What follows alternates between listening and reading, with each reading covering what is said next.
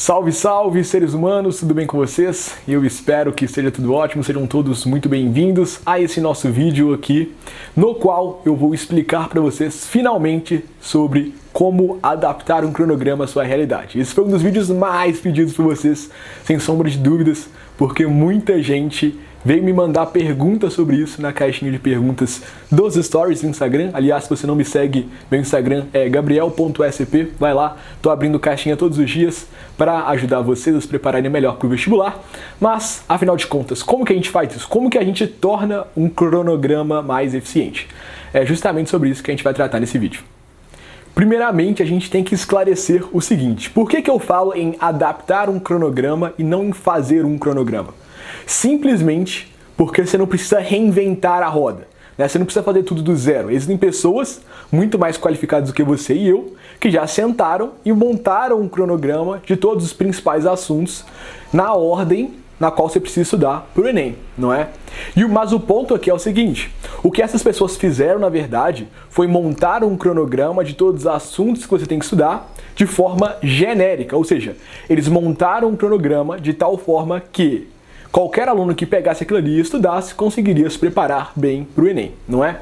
Só que qual que é o ponto? Cada aluno vai ter especificidades. Sendo assim, o cronograma, por ser geral, muitas vezes não vai contemplar todas essas especificidades, tornando assim o estudo menos eficiente do que ele poderia ser. E o nosso papel vai ser justamente esse: vai ser pegar o cronograma geral que essas pessoas, que esses professores montaram, e a gente vai adaptá-lo à nossa realidade de tal forma que ele atenda às nossas especificidades, e dessa forma torne o nosso estudo mais eficiente. Perfeito?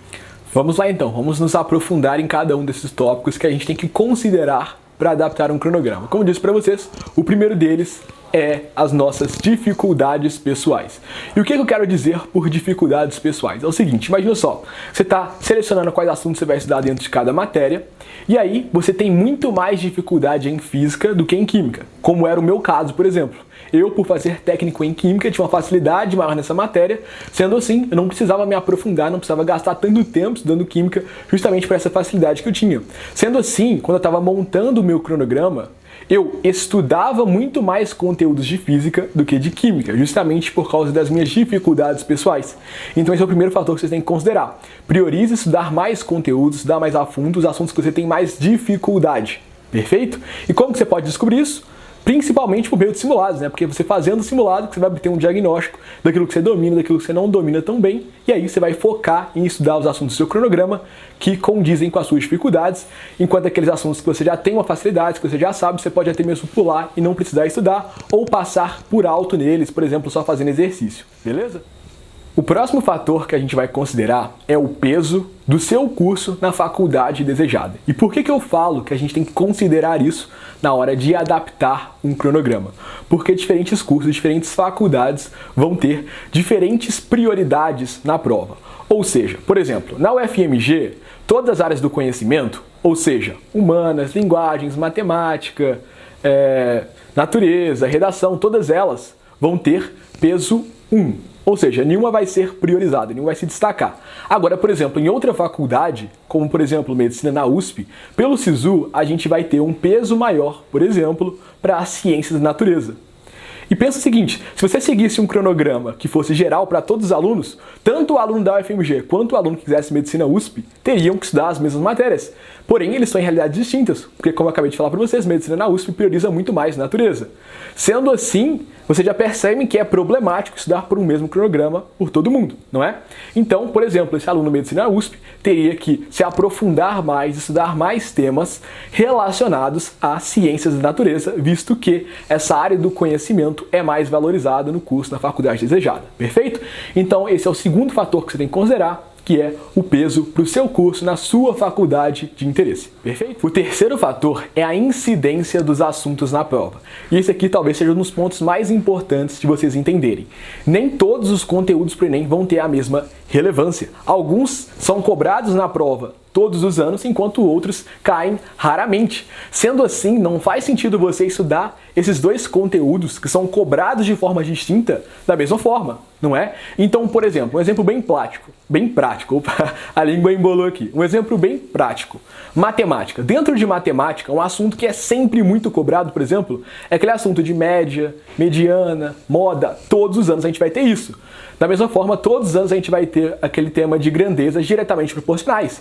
Enquanto outros temas, como por exemplo matrizes, raramente caem, e quando caem, são de forma super simples. Você tem que saber o básico de matriz para conseguir resolver. Ele não vai cobrar uma coisa super complicada desse tema. Então, percebam uma coisa, alguns assuntos são muito mais relevantes do que outros, são sempre cobrados na prova, enquanto outros são cobrados raramente. Não é? Então, o que a gente tem que fazer? A gente tem que priorizar, estudar os conteúdos que são mais cobrados, que estão na prova todos os anos, como, por exemplo, no caso da matemática, grandezas diretamente proporcionais, média, mediana, moda, beleza? Então, essa que é a ideia. Considere a incidência do assunto na prova na hora de montar o seu cronograma. O último fator que vocês têm que considerar na hora de adaptar esse cronograma é o retorno de nota por tempo investido. E esse aqui eu quero que vocês prestem bastante atenção porque ele não é tão óbvio, mas uma vez que vocês entendem, fica muito mais fácil de se aplicar. Perfeito? Vamos lá então, presta atenção aqui. O que eu quero dizer por retorno de nota por tempo investido?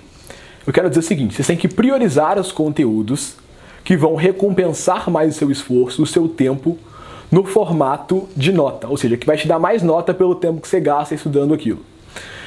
Isso quer dizer que a gente tem que estudar principalmente matérias que são simples, que são curtas e que caem bastante na prova. Um exemplo bem prático disso é, por exemplo, dentro de linguagens agora, o assunto de funções da linguagem. Todo santo ano a gente tem questão de funções da linguagem. Esse é um assunto super simples de se entender, você estuda em pouquíssimas horas. E é um assunto que não pode, por causa disso, ficar de fora do seu cronograma. Não tem desculpa para você deixar um assunto que é fácil, rápido de se aprender e cai muito fora do seu cronograma. Você não pode deixar isso acontecer, não é? Então esse é um fator que você tem que considerar sempre, o retorno de nota por tempo investido. Priorize estudar aqueles conteúdos que são mais simples, mais rápidos e que caem sempre na prova. Beleza? Então, relembrando, esses são os 4 fatores que vocês têm que considerar na hora de adaptar um cronograma. Rapidamente, quais são eles? Suas dificuldades pessoais, o peso para o curso na universidade desejada, a incidência na prova e o retorno de nota por tempo investido. Sendo assim, uma vez que você pega um cronograma pronto, como por exemplo do seu cursinho, e adapta ele considerando esses fatores, fica muito mais fácil. Só que uma coisa que eu quero que vocês prestem muita atenção é a seguinte: muitas vezes alguns conteúdos, algumas matérias, têm pré-requisitos que devem ser estudados antes de você chegar neles. Sendo assim, se você pulasse esse conteúdo que era um pré-requisito, você não conseguiria aprender o conteúdo que vinha depois, não é? Então, se esse pré-requisito, por exemplo, não atende os 4 fatores que eu apresentei a vocês, mesmo assim vocês devem estudá-los, porque se você não está ele, você não consegue avançar, você não consegue ver os conteúdos que vêm depois, beleza? Então, adapte um cronograma considerando esses 4 fatores, mas tomem cuidado para vocês não pularem essas matérias que são essenciais de serem estudadas, que são requisitos para você entender os assuntos subsequentes. Perfeito? Então, essa que é a ideia. Considerem sempre esses 4 fatores na hora que vocês estiverem adaptando o cronograma de vocês. Vocês podem fazer isso ao longo do ano, vocês não precisam fazer isso tudo de uma vez agora. Pega o cronograma do seu cursinho, vai estudando e sempre antes de começar um assunto novo, uma matéria nova, se pergunta: esse assunto aqui, primeiramente, é um pré-requisito para uma matéria que vai vir depois?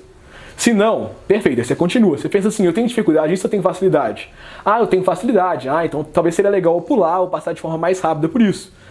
Esse assunto aqui, ele faz sentido para o peso da minha faculdade desejada? Ah, não, essa área do conhecimento aqui não é tão valorizada. Esse assunto aqui também é um assunto muito grande, muito difícil de se aprender e que raramente cai na prova. Ou seja, uma vez que você começa a pensar assim, você percebe que esse não seria um assunto tão interessante de estar no seu cronograma, não é? Então é justamente essa a ideia aqui que eu tentei apresentar a vocês. Considerem esses 4 fatores, adaptem um cronograma do cursinho de vocês, tornando-o mais eficiente e assim conseguindo aproveitar melhor o seu tempo de estudo. Perfeito?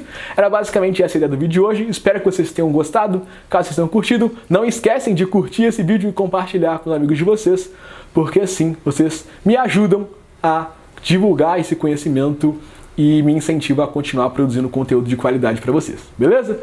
Era basicamente isso, um grande abraço e até o próximo vídeo. Fui!